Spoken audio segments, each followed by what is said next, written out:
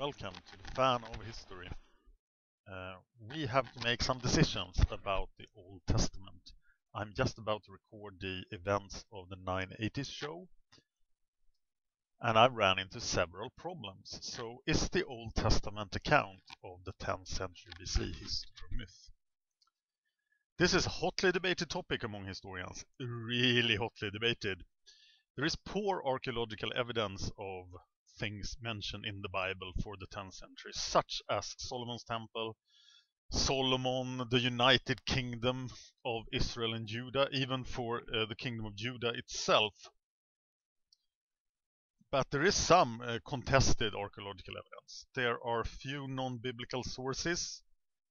One source often quoted is Josephus, the 1st century Jewish historian, but Josephus is working from an agenda to give credibility to the Old Testament text and the greatness of the Jewish people. So he's not a reliable source because he is just quoting from the Old Testament. Some non-Israelites are only known from the Bible, and I ran in the one person I got this problem when I looked at was Hiram of Tyre, who becomes king of Tyre in 980 BC, but this cannot be corroborated by any other source that I know of at this time.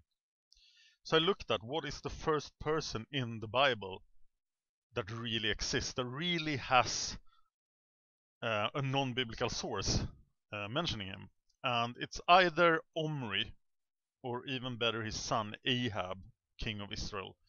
Ahab is mentioned by Shalmaneser III.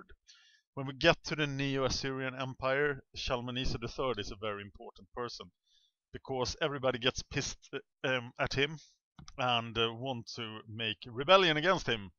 So Shalmaneser decides to kick everybody's ass, and he faces 12 kings at the Battle of Karkar, the biggest battle to date when it happens in 853 BC.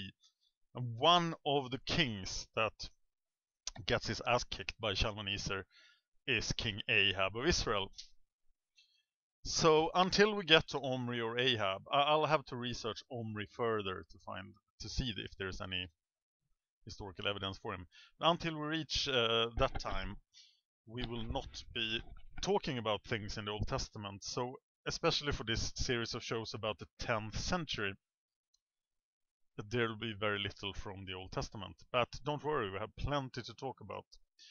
I'm putting no religious angle on this. I may or may not be a religious person, but I'm only using what historians tell me. I'm not an historian, I am a fan of history, and I'm not a scientist. So I have to go with what the scientist says. Thank you for watching, and let's get on with the show.